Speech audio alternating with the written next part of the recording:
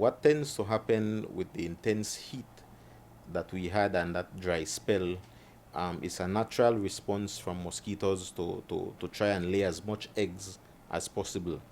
So what you have around this time of the year, you would have certain mosquito species that aren't really laying eggs in containers that are around the yard. You have mosquito species such as the Sorophora ciliata, which are those big black ones that the public is seeing in the coastal areas. And there's also another species that tends to be in brackish to saltwater type environments.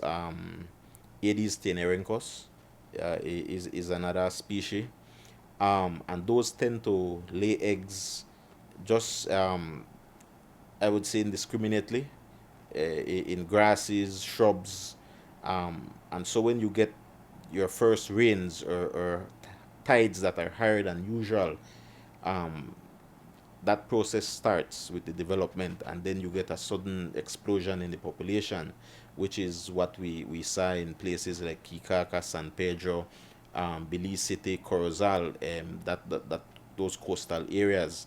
Um, the similar reports we're receiving from Mexico as well.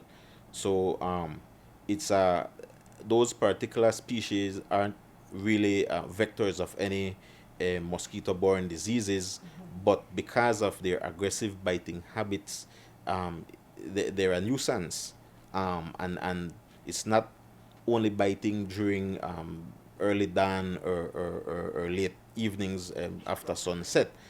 You get biting throughout the day, right? And of course, it does intensify a little bit towards around between 6 and maybe 6 and 7